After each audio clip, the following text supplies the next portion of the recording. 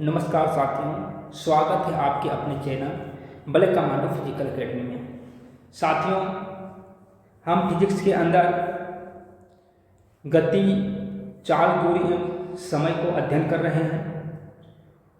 यह फिजिक्स का दूसरा चैप्टर है। हमने पहला चैप्टर यूनिट एंड मेजरमेंट को पढ़ चुके हैं और आज जो क्लास होगी वह गति, चाल, दूरी एवं समय का तीसरी क्लास है और ओवरऑल ये 7वीं नंबर का क्लास है, जिनमें से हम पहला चैप्टर जो है सो 4 क्लास में ख़त्म किए थे और ये वाला जो क्लास है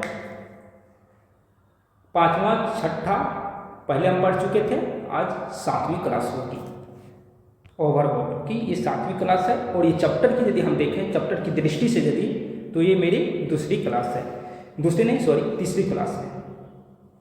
तो यदि आज हम लिखें इस चैप्टर की, तो चैप्टर 2 के लिए गति, चाल, दूरी, समय का एक क्लास नंबर 3 है। ये क्लास नंबर 3 है। इसका हम बात करें कि क्लास नंबर कितना है, तो क्लास 3 है।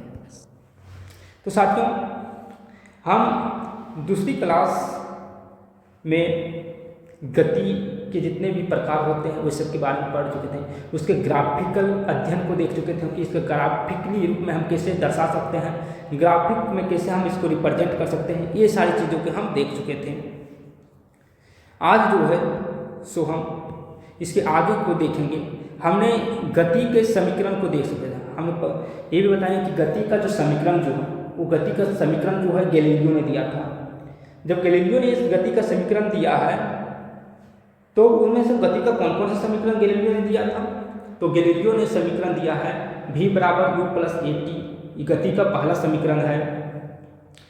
फिर दूसरा यदि समीकरण बताएंगे s बराबर U T plus half A T square, और तीसरी समीकरण है वो है v स्क्वायर बराबर u square plus A T.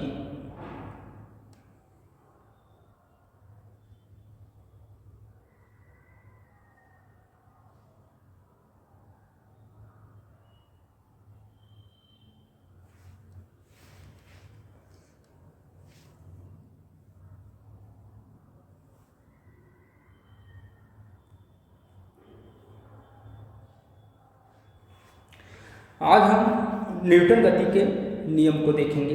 तो यहाँ पर एक चीज़ ध्यान देने की बात यह है कि गति का समीकरण और न्यूटन गति का नियम, वो दोनों में अंतर है। हमने गति का जब भी समीकरण पूछे जाएंगे तो हम गैलीलियो के अनुसार चलेंगे, जो हमें भी बताएं वो होगा। और यदि गति का नियम यदि पूछे जाएंगे तो हम न्यूटन की गति का नियम बताएंगे। हम सबसे पहले ये बात कर देते हैं कि न्यूटन का गति का नियम क्या है, उसके बारे में हम पहले बात करते हैं।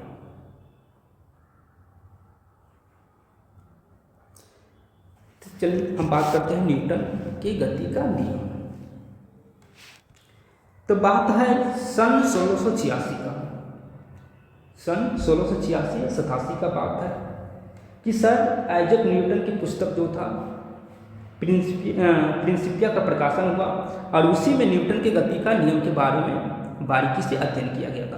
तो हम यदि बात करें कि कब हुआ, तो यहाँ सन 1686 में लिखेंगे। यहाँ सन 1686 ईस्वी में सर आइजैक न्यूटन, कौन? न्यूटन गति के तीसरा पूरा न्यूटन गति का नियम किसने दिया है? तो न्यूटन ने दिया है। गति का नियम न्यूटन ने दिया है, गति का समीकरण गैलीलियो ने दिया है। ये चीज़ को हमको ध्यान रखना है। सन 1686 ईस्वी में सर आइजैक न्यूटन की जो पुस्तक है, सर आइजैक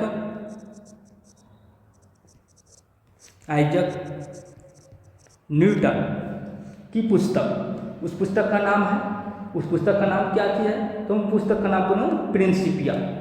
तो सर आइजैक न्यूटन का पुस्तक है की पुस्तक प्रिंसिपिया का प्रकाशन हुआ।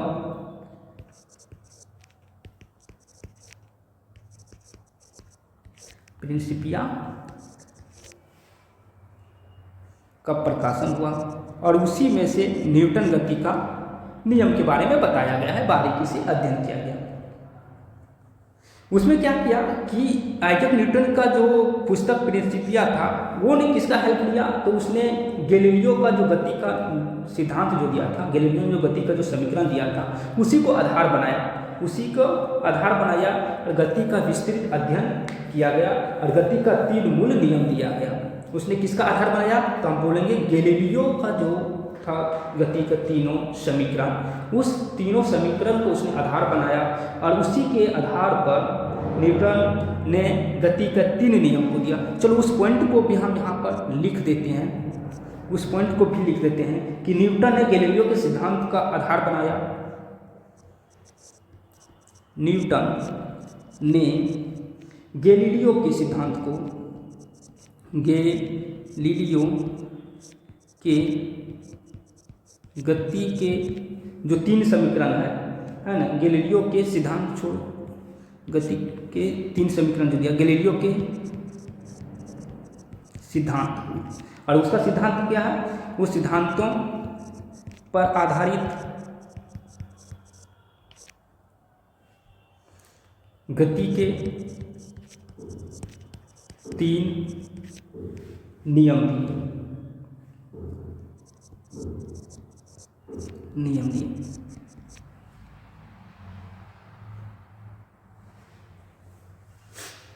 उसी को आधार बनाया गैलीलियो के सिद्धांत को, गैलीलियो का जो सिद्धांत था उसी पर आधार बनाकर, है ना।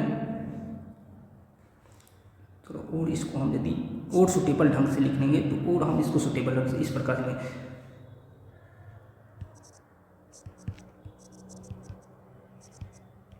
आधार बनाकर गति के 3 नियम दिए। अच्छा, उसमें हम गति का 3 नियम कौन कौन सा नियम है, तो हम पहला नियम बात करते हैं न्यूटन गति का प्रथम नियम। हम पहले बात करते हैं न्यूटन गति का प्रथम नियम। हम पहले बात करते हैं न्यूटन गति का प्रथम नियम।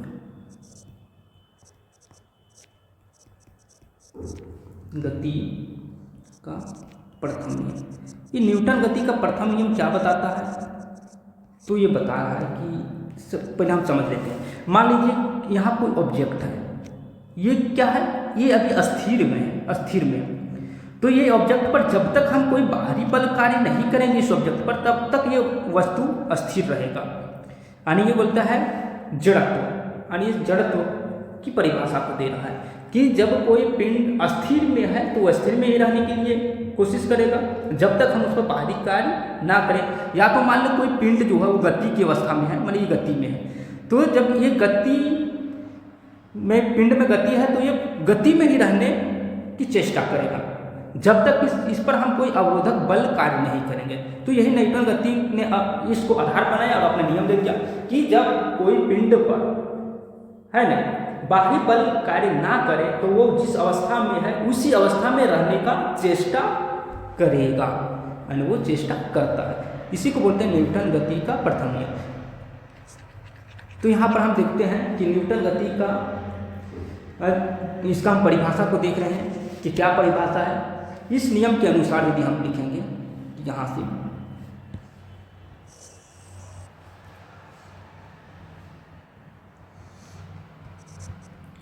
इस नियमानुसार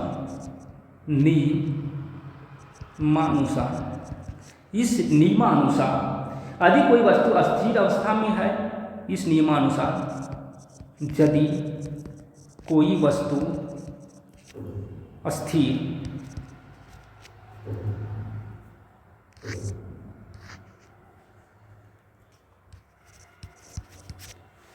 अवस्था में है तो वह स्थिर अवस्था में ही रहने का चेष्टा करेगा। अवस्था में है तो वह वस्तु अस्थिर अवस्था में ही रहने की चेष्टा करेगा।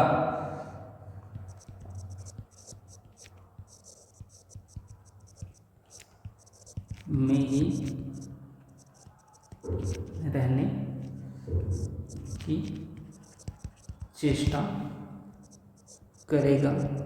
या यदि कोई वस्तु गति की अवस्था में है, गति की अवस्था में है, तो वह वस्तु गति की ही अवस्था में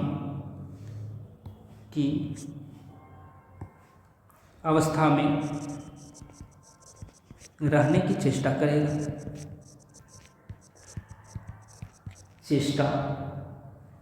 करेगा। और इसी को हम क्या कहते हैं? न्यूटन गति का प्रथम नियम कहते हैं। इसी को हम क्या कहेंगे? न्यूटन गति का प्रथम नियम कहेंगे। और ये कब होता है? एक पॉइंट और इसमें जब तक कि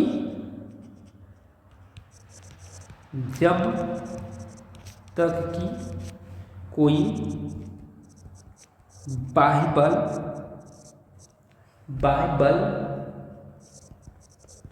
कार्य नहीं करता हो। जब तक कि कोई बाह्य बल कार्य नहीं करता है, तब तक कोई वस्तु यदि स्थिर में है तो वह स्थिर में ही रहने की चेष्टा करेगा, और यदि कोई गति में है तो वह गति में ही रहने की चेष्टा करेगा। ये होता है न्यूटन गति का प्रथम नियम। इसी के आधार पर हम न्यूटन गति के अवस्थाओं के आधार पर ही हम यदि न्यूटन गति को हम 3 भागों में फिर विभाजित किए। तो न्यूटन गति का जो ये प्रथम नियम जो है, यहाँ जड़त्व की बात कर रहे हैं कि वो अपने जड़ा है, अपने वैक पर जड़ा है, अपने जो कह दिया उसी पर जड़ गया। हमने जड़ गया मतलब वो अपने कहने पर ही पूरी तरह से लागू हो रहा कि हम गति में तो गति में ही रहेगा, अपने कहने पर जड़ गया वो। और हम यदि अस्थिर है तो अस्थिर में ही रहेंगे, मानी वो अपने वैक पर पूरी तरह से जड़ गया। इसलिए इस गति को हम बोलते हैं, इस गति से जो है न्यूटन गति का प्रथम नियम से हमको जड़त्व का नियम का भी पता चलता है ना। चलो यहाँ पर हम लिख देते हैं, इसलिए यहाँ पर थोड़ा सा यहाँ पर लिख देते हैं इस पॉइंट को कि न्यूटन गति प्रथम नियम को जड़त्व का नियम भी कहते हैं। इसलिए हम यहाँ पर नोट में करके लिख देते हैं कि न्यूटन गति के प्रथम नियम को जड़त्व का नियम भी कहते हैं। जड़त्व का नियम भी कहते हैं। क्यों कहते हैं? पता चल गया ना कि अपने बात पर वो जड़ गया है। इसे गैलीलियो का नियम भी कहते हैं। इसे गैलीलियो का नियम भी कहते हैं। गैलीलियो का नियम भी कहते हैं। गैलीलियो का नियम क्योंकि गैलीलियो ने गति का समीकरण दिया था। तो कोई गति की अवस्था में है, कोई यू गति से भी गति में हो गया, ये कितना टाइम लिया, फिर इसमें कितना त्वरण उत्पन्न हुआ, इसका फंडा जो है यहाँ पर लागू हो रहा है इसमें पूरी तरह से। इसलिए इसको गैलीलियो का नियम भी कहते हैं। इस चीज़ को हम जान चुके हैं। अच्छा, गति जो न्यूटन गति के प्रथम नियम को 3 भागों में बांटा गया। यदि हम यहाँ पर बात करें कि इसको कितने भागों में बांटा गया है, तो न्यूटन गति के प्रथम नियम को 3 भागों में बांटा गया है। तो न्यूटन गति के प्रथम नियम को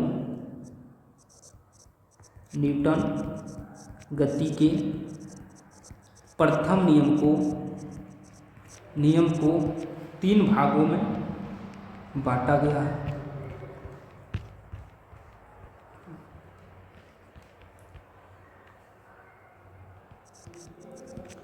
तीन भागों में, 1 मिनट अच्छे से लिख देते हैं थोड़ा।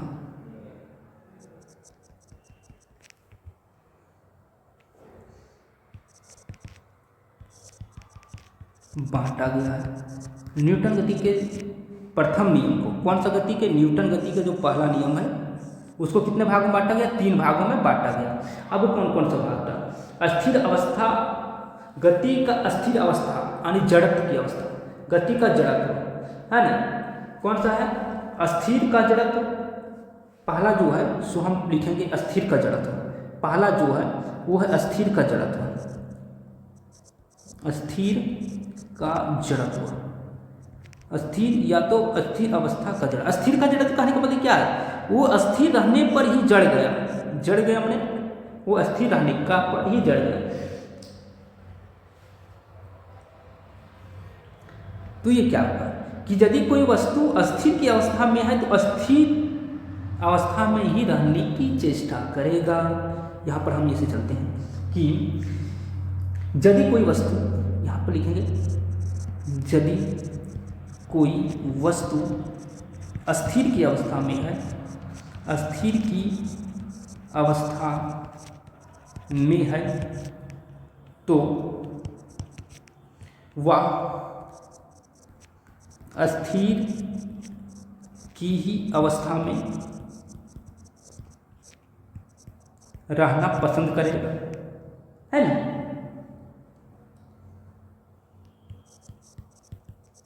पसंद करेगा जब तक कि कोई बाइबल ना लगाया जाए।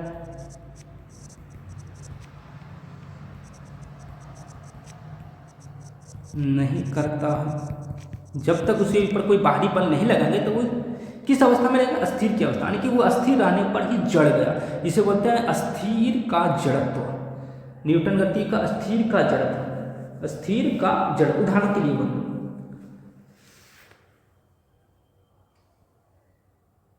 जैसे कि यहाँ पर, हाँ इसका एग्जाम्पल हम देते हैं यहाँ पर। चलो हम एग्जाम्पल यहाँ देते हैं कि कभी कभी हम ऐसे देखते हैं कि हम बस पर बैठ गए, बस पर बैठ गए तो बस पर बैठने के क्रम में क्या होता है कि अचानक से क्या किया, गाड़ी स्टार्ट कर दिया, और गाड़ी स्टार्ट कर दिया अचानक से, तो हम क्या कर दें, पीछे की ओर झुक जाते हैं। क्यों? क्योंकि मेरा पूरा बॉडी जो है वो बस के साथ अस्थिर में है। ये मेरा पीछे जो मेरा पैर जो है, मेरे पीछे नीचे का जो हिस्सा है वो बस के साथ अस्थिर में है। और अचानक से जब बस स्टार्ट किया तो मेरा ऊपरी हिस्सा गति में आ गया, और गति के स्टार्ट किया और अचानक से क्या कर दिया, वो पीछे की ओर गिर जाते हैं, लुढ़क जाते हैं। तो क्या पहला एग्जाम्पल क्या हो कि बस को अचानक से स्टार्ट, बस में बैठा व्यक्ति बस को अचानक तेज चला देने पर पीछे की ओर धक्का अनुभव होना।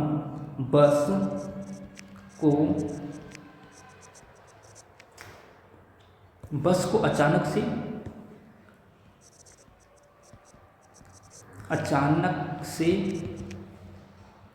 क्या करने देने से, तेज चला देने से, है ना। जब बस को अचानक से हम स्टार्ट कर दें, है ना, अस्थिर है उसको हम स्टार्ट कर दें, तो कोई भी लैंग्वेज हम लिख सकते हैं, कोई दिक्कत की बात नहीं। तो बस को अचानक से तेज कर देने पर, तो हम कहाँ पर तेज कर देंगे, कहाँ पर, पीछे की ओर धक्का महसूस करने लगेंगे। पीछे की ओर क्या करने लगेंगे, धक्का अनुभव होने। बस को अचानक से तेज कर देने पर पीछे की ओर झुक जाना। बस को अचानक तेज करने से पीछे की ओर अचानक से झुक जाना। दूसरा हम यदि एग्जाम्पल दें तो दूसरा एग्जाम्पल हम ये देते हैं कि जैसे दरी व कंबल को जैसे डंडा से पीटते हैं, दरी व कंबल, अभी तो कंबल व दरी देखते हैं, कंबल को डंडा से पीटने पर धूल का कण झड़ जाता है। धूल का कण क्या होगा, धूल का कण झड़ जाता है। अच्छा, कैसे, ये क्यों होता है, कोई बताएगा कारण क्या है?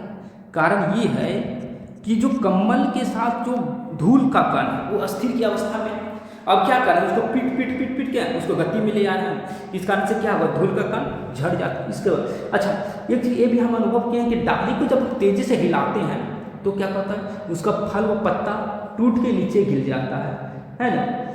कि पेड़ की डाल को हिलाने पर, इसको हम अलग कलर से ले लेते हैं,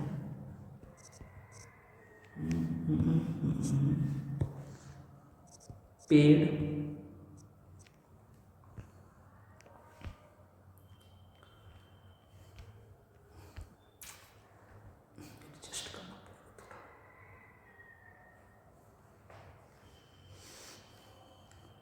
की डाल हिलाने पर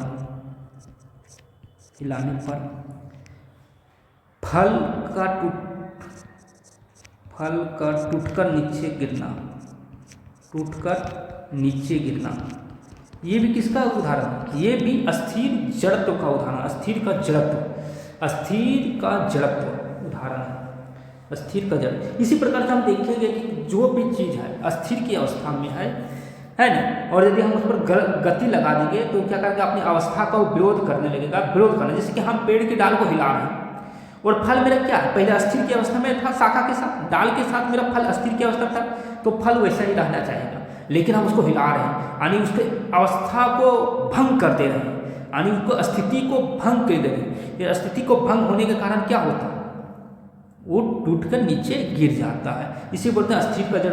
और यदि हम एग्जाम्पल ले लें तो बहुत सारे, जैसे कि शीशे पर गोली मारने से चटकता नहीं बल्कि छेद हो जाता है, शीशे पर गोली मारने से चटकता नहीं है बल्कि छेद हो जाता है, शीशे पर गोली मारने से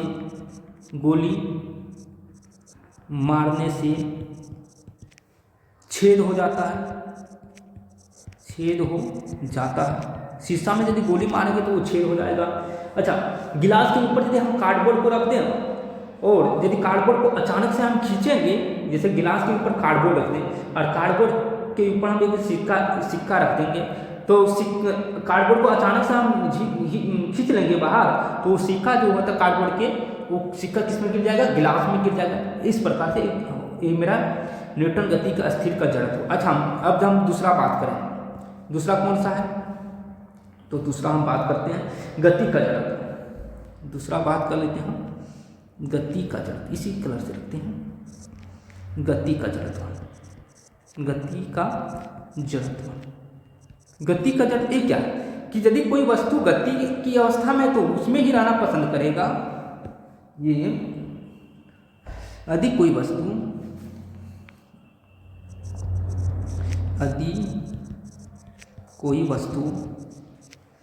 गति की अवस्था में है, गति की अवस्था में है, तो वह वस्तु उसी अवस्था में रहना चाहेगा जब तक कि कोई बाहरी बल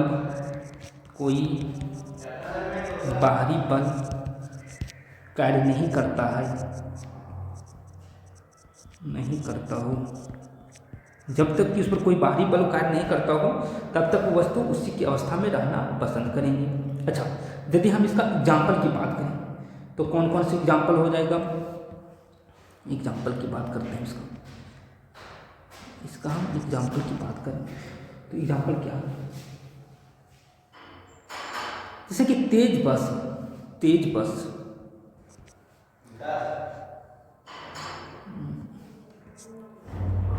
इसको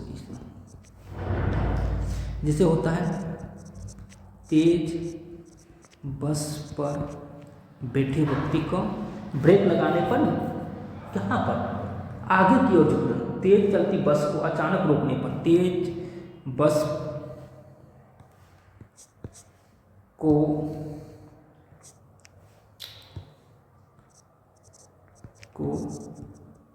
अचानक से रोकने पर या तो ब्रेक लगाने पर, है ना, रोकने पर बस पर सवार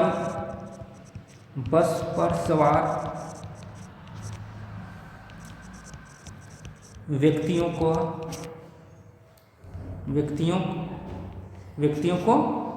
आगे की ओर झुकना, आगे की ओर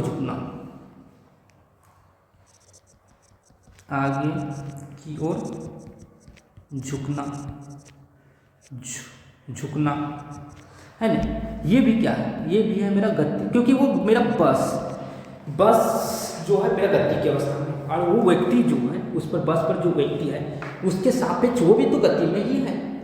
हमने देखे थे ना गति का, जिसमें हम नियम पढ़ रहे थे उसमें हम बहुत बारीकी से इस चीज़ को बताए थे, तो वो भी तो गति में। अचानक से यदि हम उसमें ब्रेक लगा दें तो मेरा नीचे वाला पोर्शन जो है तो वो तो गति की अवस्था में रहेगा, और ऊपर वाला जो मेरा पोर्शन वो स्थिर की अवस्था में। जैसे हम ब्रेक लगा दें अचानक से बस को रोके तो मेरे ऊपर वाला जो पोर्शन हो वो गति की अवस्था में आ जाएगा और हम आगे की ओर झुक जाएंगे। इसलिए बोलता है कि कार वगैरह को चलाते समय सीट बेल्ट का प्रयोग करना चाहिए।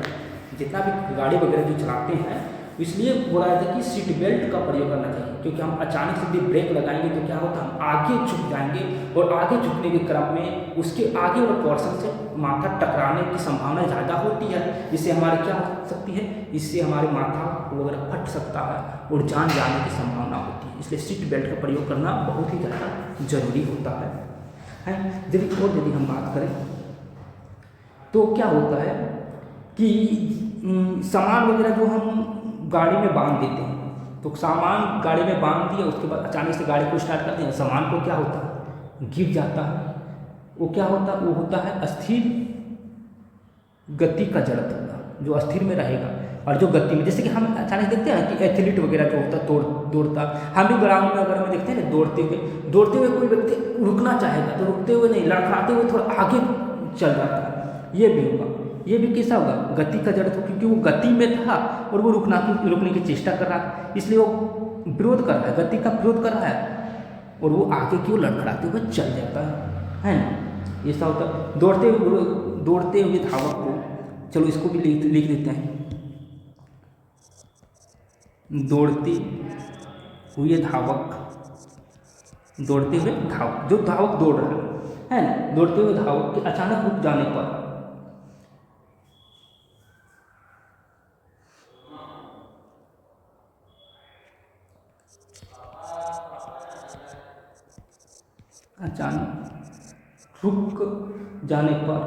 है ना, दौड़ते हुए धावक के अचानक रुकने की कोशिश करने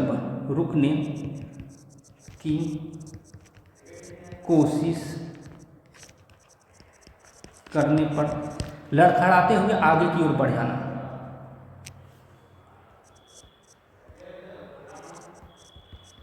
लड़खड़ाते हुए आगे की ओर बढ़ जाना।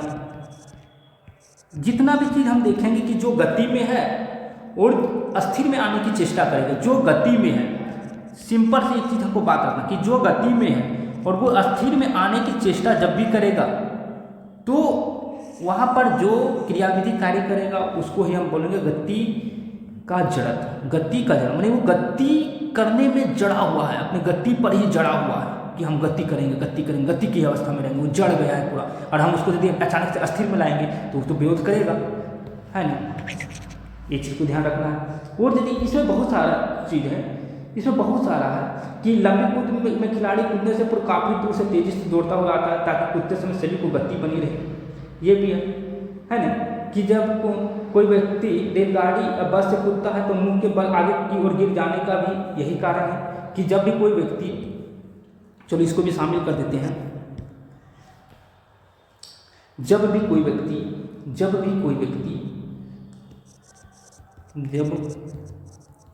व्यक्ति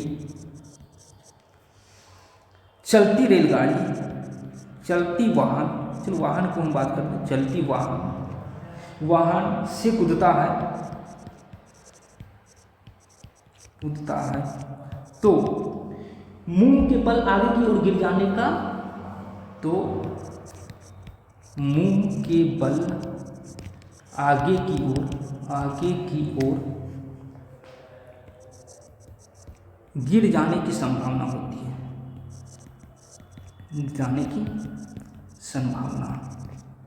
होती है,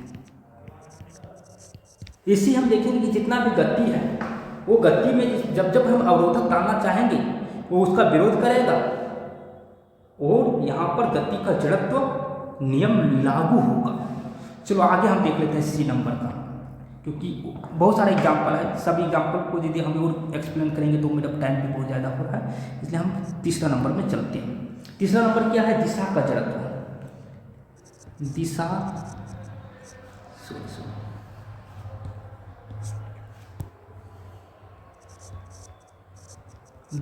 का जड़त्व। ये दिशा का जड़त्व क्या है, तो ये दिशा का जड़त्व क्या है कि वस्तु का वह जिसके कारण वह स्वयं दिशा में परिवर्तन नहीं कर सकती है, कि वस्तु का अलग पॉइंट से लिखते हैं, इससे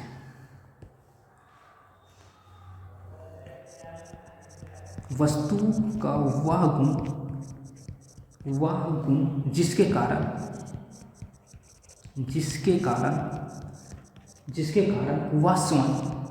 वह अपने आप स्वयं लिख देते हैं क्या, कोई बात नहीं, वह स्वयं दिशा में परिवर्तन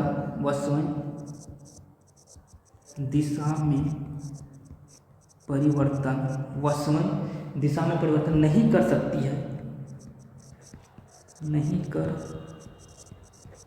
सकती है, दिशा का जड़त्व कहलाता है ना। तो क्या कहलाता, दिशा का जड़त्व कहलाता है।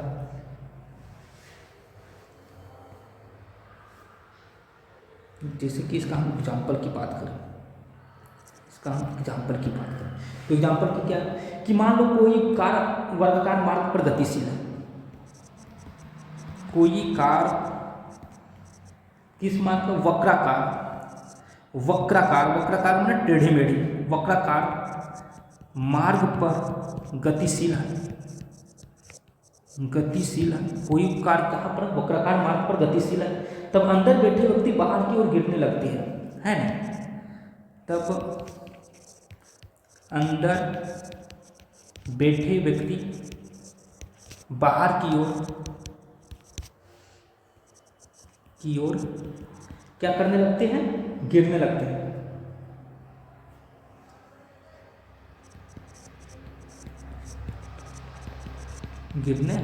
ये किसका, दिशा का चरण। तो हमने यहाँ पर न्यूटन गति का प्रथम नियम में 3 प्रकार के टाइप को पढ़ा। पहला है स्थिर का जड़त्व, दूसरा गति का जड़त्व, तीसरा दिशा का जड़त्व। स्थिर का जड़त्व, दूसरा गति का जड़त्व और तीसरा दिशा का जड़त्व, यानी कि दिशा जिस दिशा में वही दिशा में रहने का चेष्टा करेगा। यदि स्थिर में है, स्थिर का जड़त्व मैंने स्थिर में है तो स्थिर में ही बना रहना चाहेगा। गति का जड़त्व गति में है तो गति में ही बने रहने का चेष्टा करेगा। यदि दिशा का जड़त्व जो दिशा में है उसी दिशा में बना रहने का कोशिश करेगा। ये दिशा का जड़त्व हुआ। चलो आगे हम बात करते हैं न्यूटन गति का प्रथम नियम से। यहाँ पर हम देखें कि यहाँ पर एक बल, जब भी कोई बल कार्य इस पर करने लगता है, बाहरी बल, तो उसकी अवस्था में ऐसे वैसे घटना होने लगता है। इसलिए इसको हम बोलते हैं गति के प्रथम नियम को बल की परिभाषा मिलती है। यहाँ पर इसलिए हम बोलते हैं कि गति के प्रथम नियम से, नोट में करके एक चीज और लिखेंगे कि गति के प्रथम नियम से, क्यों, क्योंकि जब वो जिस अवस्था में वही अवस्था रहने में चेष्टा करते कि हम वही अवस्था में, लेकिन जब भी कोई बल लगाया जाता है तो वो अवस्था को वो छोड़ने लगता है। इसलिए हम यहाँ बोलते हैं क्या कि न्यूटन गति का जो प्रथम नियम है, इसके प्रथम नियम से बल की परिभाषा मिलती है। यहाँ पर नोट में लिखेंगे न्यूटन गति के प्रथम नियम से बल की परिभाषा मिलती है, बल की परिभाषा मिलती है। चलिए आगे हम देखते हैं न्यूटन गति का दूसरा नियम। चलिए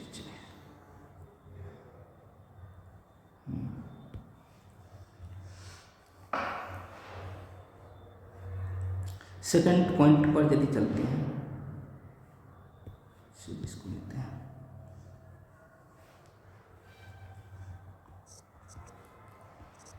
न्यूटन गति का सेकंड नियम।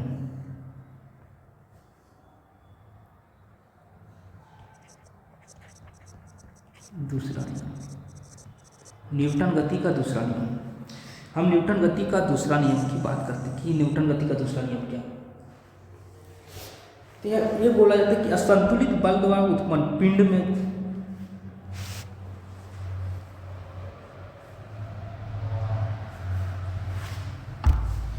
क्या होता है कि असंतुलित बल द्वारा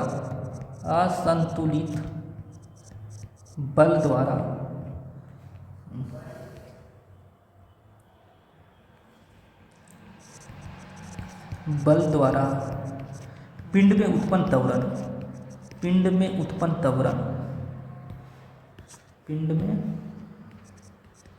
उत्पन्न त्वरण बल के समानुपाती होता है। किसके समानुपाती होता है? उत्पन्न त्वरण बल के समानुपाती होता है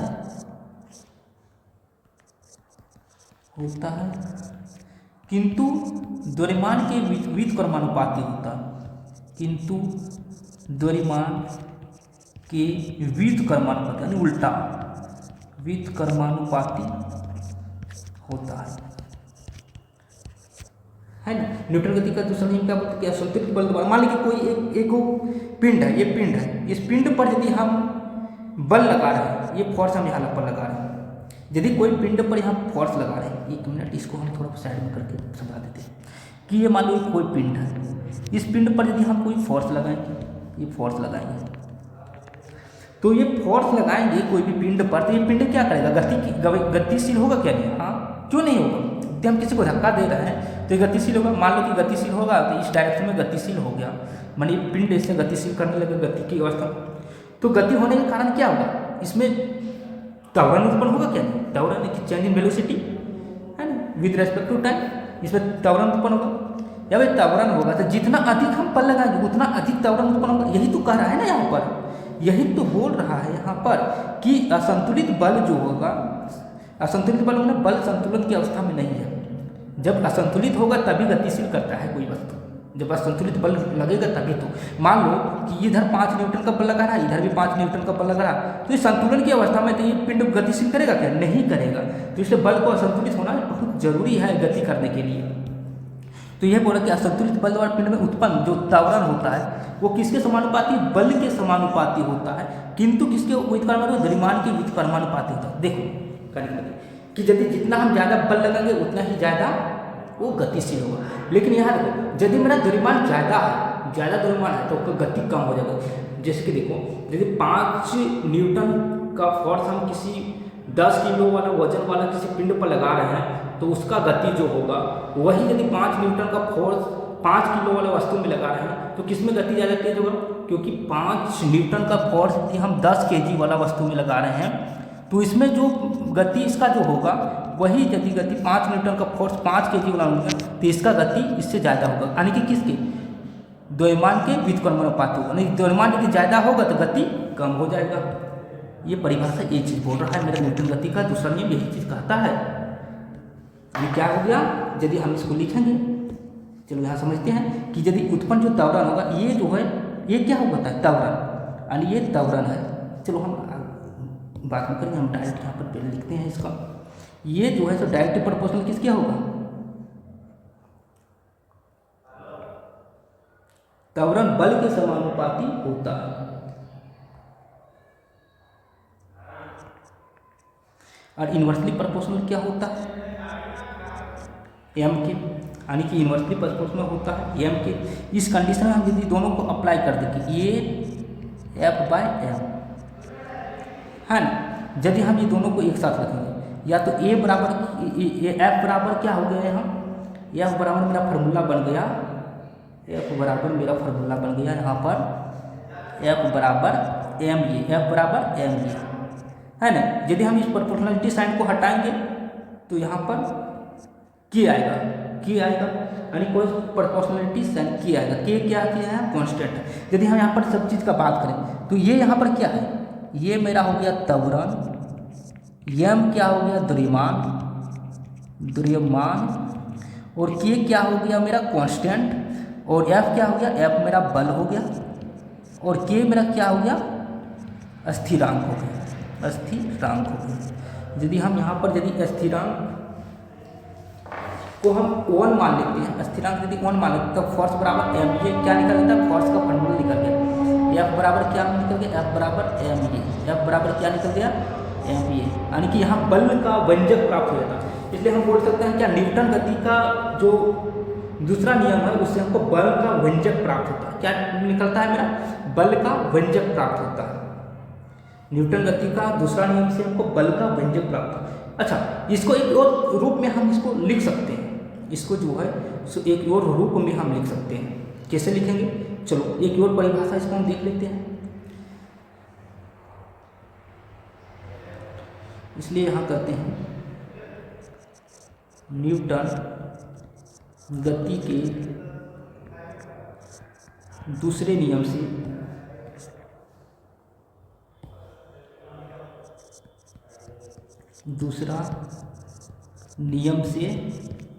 बल का व्यंजक प्राप्त होता है।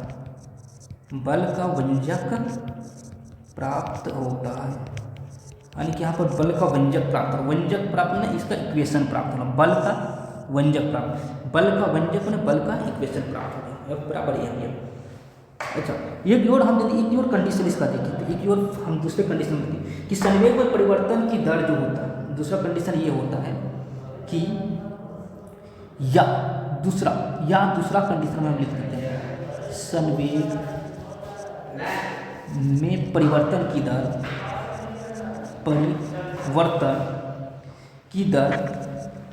दर जो होता है आरोपित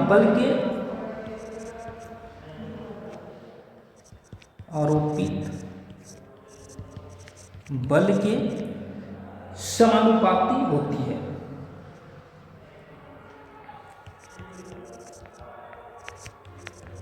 समानुपाती को ही अनुक्रमानुपाती भी बोला जाता है, कहीं कहीं हमको ऐसा भी लिखा मिलेगा,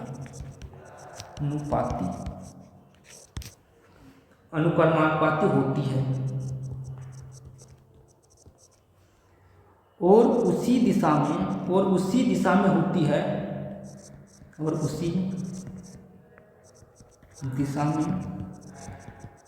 है, है ना, जिसमें बल कार्य करता है, जिस दिशा में बल कार्य करता है। ये चीज़ है कि यदि हम बल इस डायरेक्शन में लगा रहे तो गति भी इसी डायरेक्शन में होगा, है ना। यदि हम यहाँ पर हम व्यंजक यदि इसको जोड़ना चाहें कैसे हम लिख सकते हैं इसका कि बल जो होगा यानी फोर्स, हमने देखा कि फोर्स जो होगा डायरेक्टली प्रोपोर्शनल होगा संवेग में परिवर्तन यानी डेल पी, संवेग में डेल पी बटे डेल टी, जहाँ भी परिवर्तन लिखेंगे वहाँ टी, पी बराबर यहाँ क्या है, पी बराबर यहाँ संवेग है और टी बराबर यहाँ क्या है, टी बराबर यहाँ पर समय है मेरा, टी बराबर यहाँ संवेग, यहाँ समय। तो F बराबर क्या होगा, F बराबर यदि हम लिखेंगे तो F बराबर एम वी बाई टी, जैसे यहाँ से प्रोपोर्शनलिटी साइन को हटाते हैं इसमें तो यहाँ पर क्या आ जाएगा मेरा, यहाँ पर यदि के आ जाएगा और del P by del T हो जाएगा। यदि हम और इसको एक्सप्लेन करेंगे तो F बराबर क्या होगा, के यदि यहाँ क्या है, के स्थिरांक है, के का वैल्यू 1 लेते हैं, के बराबर यहाँ पर हो गया स्थिरांक और उसका वैल्यू कितना होगा 1 मान लीजिए, यहाँ भी के एक स्थिरांक है, इसका वैल्यू 1 है, इसलिए F बराबर एम हो गया। इस कंडीशन में F बराबर क्या होगा, डेल पी बटे डेल टी, डेल पी बराबर डेल टी। अच्छा, P बराबर क्या होगा, change in momentum with respect to time, है ना। तो इसको हम यदि लिखेंगे तो P को लिख सकते हैं ना M into V minus 2 by T और वी माइनस यू बटे टी को हम क्या लिख सकते हैं, ये लिख सकते हैं V minus U by T. जैसे कि हम P बराबर क्या लिखते हैं संवेग, और P बराबर होता है मेरा जो होता है एम होता है। हम आगे क्लास में हम यूनिट एंड मेजरमेंट पढ़ रहे थे, उस समय हम देखे थे कि जो संवेग होता है, संवेग बराबर होता है द्रव्यमान गुणे त्वरण, यानी मास इंटू वेलोसिटी होता है। तो संवेग के जगह पर लिख देता है मास इंटू वेलोसिटी, लेकिन इसको क्या लिखना है, संवेग में चेंज दिखाना है, इसलिए M V minus U by T. और वी माइनस यू हम एक और चीज़ देख चुके हैं कि V minus U by T, इसको हम ए लिख सकते हैं, यानी ये बने एक्सेलरेशन, यानी कि ये त्वरण लिख सकते हैं। आखिर हम इसको यदि हम एक और एक्सप्लेन यदि करेंगे तो F बराबर क्या होगा, एम इंटू ए, और F बराबर एम, यही तो मेरा फोर्स निकल गया ना, यहीं पर मेरा फोर्स निकल गया। यहाँ से भी हम फोर्स को निकालेंगे, यानी फोर्स का व्यंजक, यानी बल के दूसरा नियम क्या निकल गया, न्यूटन गति का दूसरा नियम से मेरा क्या प्राप्त हो गया, बल का समीकरण प्राप्त हो गया, बल का व्यंजक प्राप्त हो गया। इसलिए हम बोल सकते हैं बल क्या है, बल जो होगा वो बल बराबर क्या हो गया, यदि हम यहाँ पर लिखें बल बराबर क्या होगा, तो यहाँ पर बल बराबर क्या होगा, बल बराबर द्रव्यमान गुने त्वरण। अच्छा, इसका हम यूनिट को पहले पढ़ चुके हैं। बल का यूनिट क्या होता है, द्रव्यमान का केजी और मीटर पर सेकंड, यानी इसका यूनिट होगा केजी मीटर पर सेकंड स्क्वायर, केजी मीटर पर सेकंड स्क्वायर। यदि हम इसका यूनिट की बात करें तो इसका यूनिट क्या होगा, जैसे कि हम मास का क्या होता है केजी, और त्वरण की क्या होता है मीटर पर सेकंड स्क्वायर, यानी केजी मीटर पर सेकंड स्क्वायर, ये हुआ। लेकिन ये एमकेएस रूप में है। यदि हम इसी को और यदि हम बोलेंगे तो 1 केजी पर मीटर स्क्वायर बराबर 1 न्यूटन होता है, 1 न्यूटन होता है। अच्छा, 1 न्यूटन बराबर क्या होता है, 10 पर पावर 5 डाइन के बराबर होता है, 10 पर पावर 5 डाइन के बराबर होता है। इस चीज़ को भी हमको ध्यान रखना है।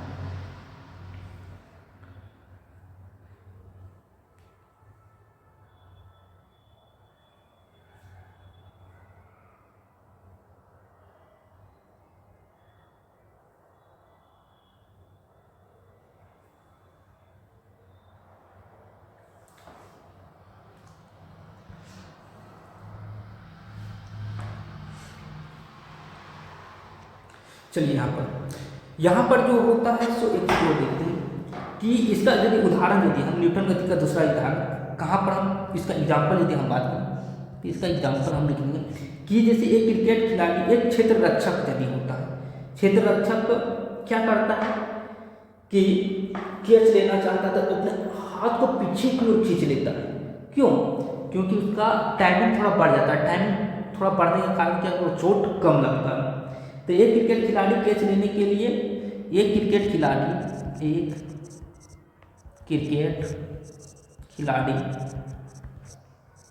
कैच लेने के वक्त अपने दोनों हाथों को पीछे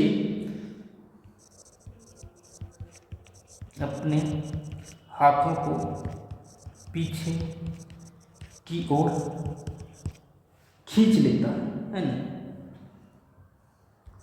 ले जाता, ये होता पहला ये। दूसरा यदि हम बोलते हैं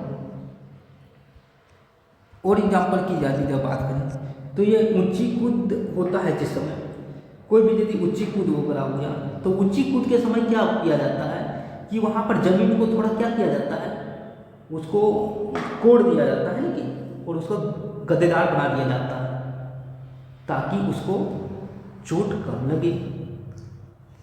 दूसरा हम मान लें कि अधिक गहराई तक कील को गाड़ने के लिए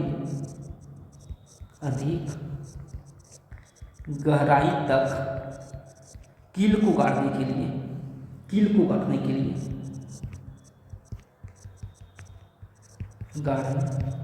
मतलब अधिक गहराई तक कील को गाड़ने के लिए भारी हथौड़े का प्रयोग किया जाता है। भारी हथौड़े का प्रयोग किया जाता है क्योंकि इससे थोड़ा सा टाइम बढ़ जाएगा, है ना।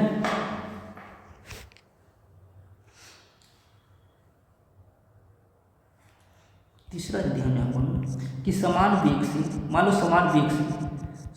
वेग से आती हुई क्रिकेट गेंद व टेनिस गेंद में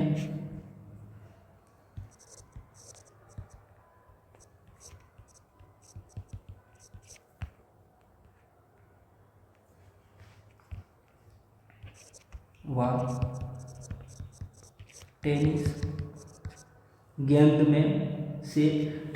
को कैच करना आसान होता है। टेनिस गेंद को कैच करना आसान होता है। इसी प्रकार से और यदि हम बात करें कि जैसे गाड़ियों के में स्प्रिंग और शॉक एब्जॉर्बर लगाए जाते हैं ताकि झटका कम लगे, ये भी न्यूटन गति का दूसरा नियम से है।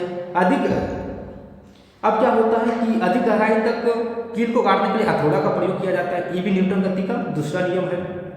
गद्दा या मिट्टी के फर्श पर गिरने पर सीमेंट से बने फर्श पर गिरने की तुलना में चोट कम लगता है क्योंकि उसका टाइम थोड़ा सा बढ़ जाता है, ये भी न्यूटन गति का दूसरा नियम है। न्यूटन गति का दूसरा नियम जो है, यहाँ पर एक आवेग का भी परिभाषा दिया जाता है। यह आवेग का भी परिभाषा लिया जाता है कि यदि हम आवेग को समझे तो आवेग क्या होता है। ये जो है आवेग क्या होता है, तो आवेग बराबर होता है, चलो आवेग का यहाँ पर लगना है कि जो आवेग होता है फोर्स इनटू टाइम। लेकिन जो फोर्स होता है, फोर्स इनटू टाइम, ये टाइम किसको दिखाता है कि जब कोई बल सूक्ष्म समय के लिए लगाया जाता है तो उसको हम बोलते हैं आवेग। जब कोई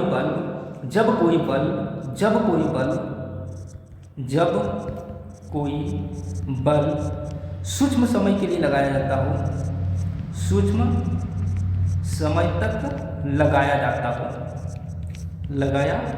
जाता हो तो उस घटना को हम बोलते हैं आवेग।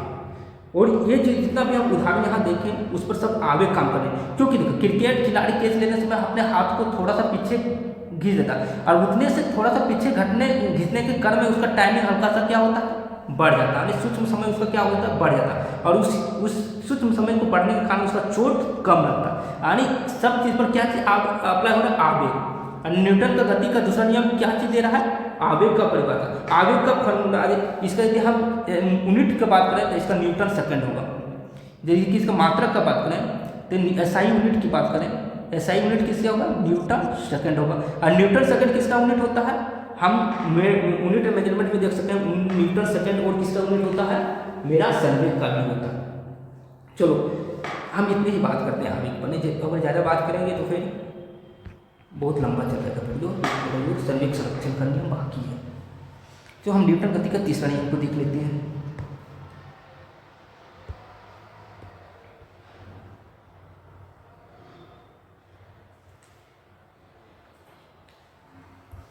चलो तीसरा नंबर, न्यूटन गति के तीसरे नियम, तीसरा नियम न्यूटन गति के तीसरा नियम। ये क्या बोलता है न्यूटन गति का तीसरा नियम, तो ये बोलता है कि प्रत्येक क्रिया के बराबर, प्रत्येक क्रिया के बराबर किंतु विपरीत प्रतिक्रिया, प्रत्येक क्रिया के बराबर किंतु विपरीत प्रतिक्रिया।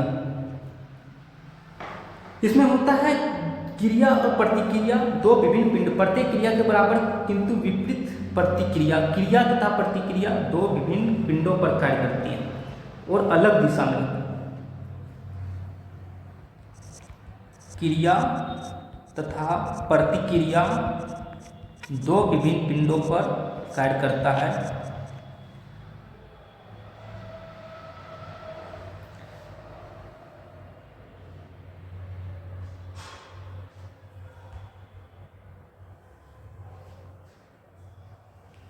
प्रत्येक क्रिया के बराबर किंतु विपरीत प्रतिक्रिया, क्रिया तथा प्रतिक्रिया दो विभिन्न दिशाओं में कार्य करता है, दो विभिन्न दिशाओं में कार्य करता है। इसमें क्या करना है कि मान लो कि ये मेरा कोई पिंड है, इस पर पिंड पर यदि हम चाहे मान लो कि दीवार है, इस दीवार में क्या चीज़ है, स्प्रिंग है, तो स्प्रिंग को हम यदि इधर खींचेंगे तो स्प्रिंग भी उधर खींचना चाहेगा। यानी क्या करता है, हम फोर्स इधर लगा रहे हैं तो प्रतिक्रिया फोर्स एक उधर भी लग रहा है। यानी इसमें जो है सो दोनों में समान रूप से क्रिया किया जा रहा है। यानी F जो है, एक F जैसे कि मान लो इस पिंड पर हम F1 लगा रहे हैं यहाँ पर, तो ये पिंड जो हम F1 अच्छी से हम लिख देते हैं यहाँ पर और अच्छी से समझ में आएगा। जैसे कि ये है पिंड मेरा है, यदि हम F1 को इस डायरेक्शन में लगाएंगे F1 को, तो क्या करेगा, जो है F2 मेरा इस डायरेक्शन में जाएगा। समान, इसमें क्या होता है, क्रिया और प्रतिक्रिया दोनों समान है लेकिन विपरीत दिशा में, एक आगे की ओर लग रहा है, एक पीछे की ओर लग रहा है। यानी F12 बराबर F21 दोनों बराबर होगा लेकिन विपरीत होगा। F1 बराबर 12 मान F जो पहला दूसरे पर लगाया जा रहा है, ये होगा 2 1, लेकिन क्या होगा, दोनों विपरीत होगा। इसी को बोलते हैं न्यूटन गति के तीसरा नियम। न्यूटन गति के तीसरा नियम यदि होगा, इसका कौन सा, यदि हम एग्जाम्पल की बात करें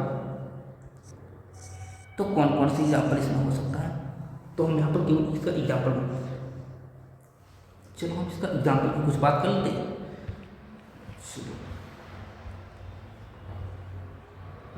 इसका कुछ एग्जाम्पल की बात कर लेते हैं, छोटा कर देते हैं।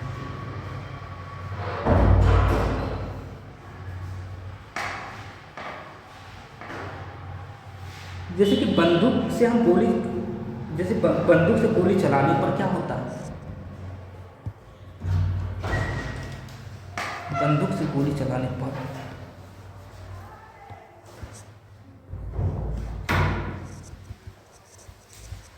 बंदूक से गोली चलाने पर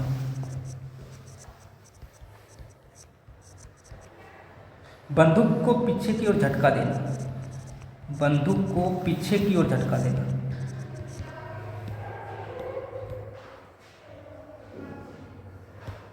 बंदूक को पीछे की ओर झटका देना, ये भी होता है। दूसरा क्या होता है कि यदि रॉकेट वगैरह जो हो गया, तो रॉकेट वगैरह क्या होता है, रॉकेट जो दहन होता है, दहन ईंधन दहन होने के कारण वो नीचे की ओर थ्रस्ट लगाता है, जिसके कारण रॉकेट जो होता है ऊपर की ओर गति करता है। रॉकेट का जो गति है, रॉकेट का गति, ये सब होता है न्यूटन गति का तीसरा नियम। तीसरा क्या है कि यदि कोई नाव से कोई कूदना चाहेगा तट की ओर, तो नाव के पीछे की ओर हट जाना, ये सब भी क्या है, न्यूटन गति का तीसरा नियम का उदाहरण।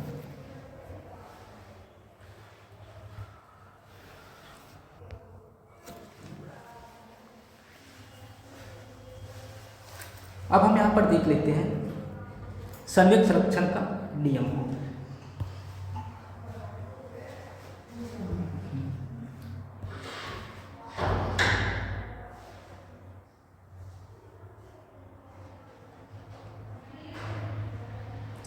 तो यहाँ पर देखते हैं कि गति का जो दूसरा नियम है,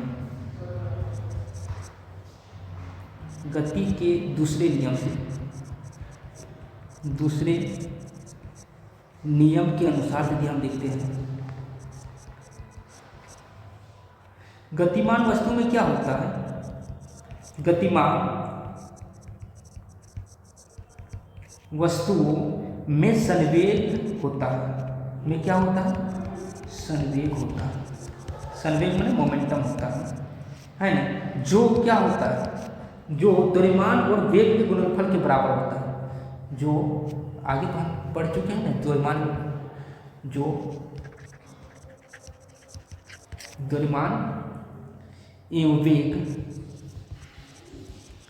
वेग के गुणनफल के बराबर होता है, गुणनफल के बराबर होता है। इस चीज को हम देख चुके हैं किसने, न्यूटन गति का दूसरा नियम से। यदि हम यहाँ बात करें कि संवेग बराबर क्या होता है, संवेग बराबर यदि हम p बराबर, यहाँ p बराबर क्या होता है, मास इंटू वेलोसिटी। यदि हम ये लिखेंगे संवेग बराबर क्या हो गया, द्रव्यमान गुने वेग। और ये कहाँ पर प्राप्त हुआ था मेरा, न्यूटन गति का दूसरा नियम से हमने ये देख लिया।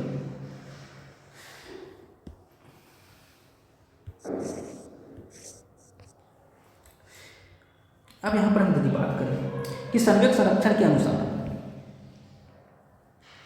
संवेग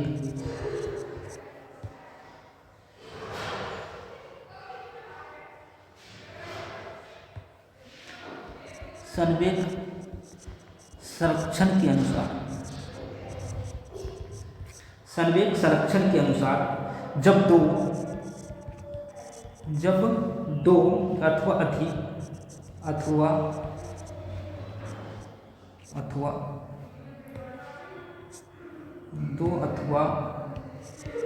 दो से अधिक वस्तुएं एक दूसरे पर, वस्तु में पिंड देते हैं, अच्छा, अधिक पिंड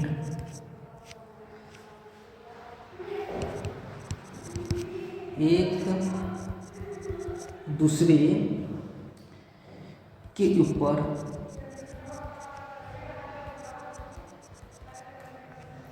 कार्य करती है तो उनका संपूर्ण माने पूरा संपूर्ण संवेग क्या होगा, संवेग स्थिर बना रहता है।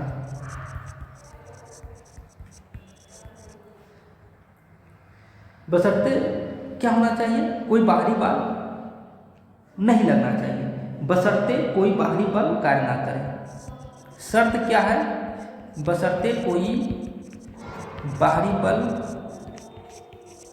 कार्य ना करे, माने कि कोई बाहरी बल कार्य ना करना चाहिए। इस कंडीशन में हम बोल सकते हैं कि संवेग संरक्षण का नियम। अच्छा, उदाहरण की यदि हम बात करें इसका एग्जाम्पल, तो इसका एग्जाम्पल क्या है, बंदूक से गोली छोड़ना और रॉकेट का परमोदन संवेग संरक्षण पर आधारित है। बंदूक से गोली को छोड़ना, बंदूक से हमने तीसरे में भी देख चुके बंदूक से गोली को छोड़ना व रॉकेट का परमोदक सिद्धांत, रॉकेट परमोदक संवेग संरक्षण नियम पर आधारित है।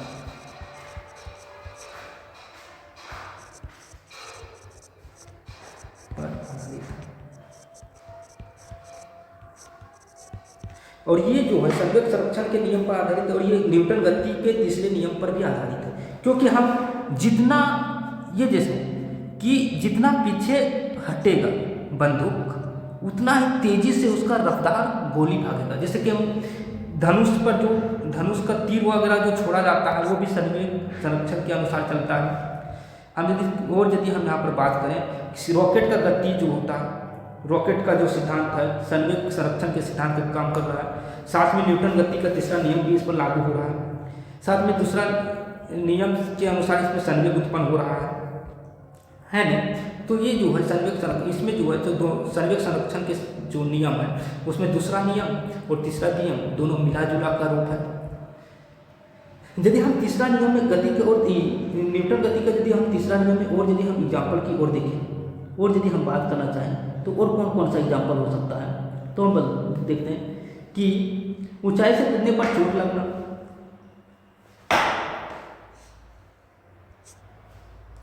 और देख लेते इसमें कि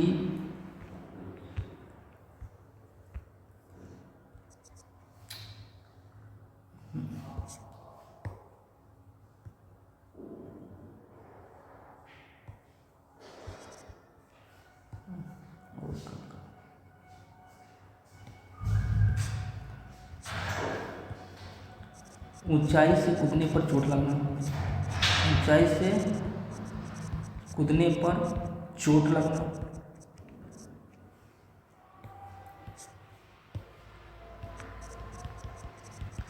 और तीसरा क्या, जैसे कि हम देखो घोड़े गाड़ी को खींचता है, ये भी न्यूटन गति का तीसरा नियम है। क्यों?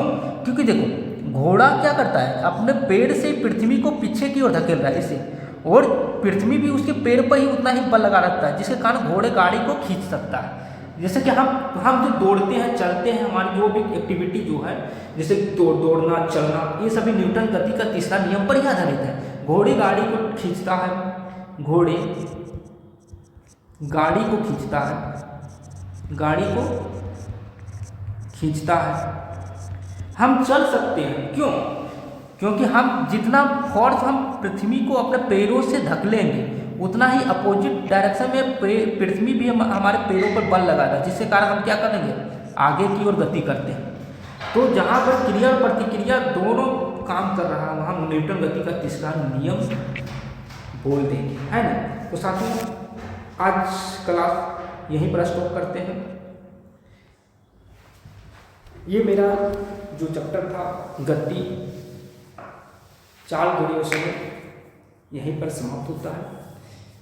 अगली क्लास में हम नेक्स्ट चैप्टर को देखेंगे, तब तक के लिए धन्यवाद।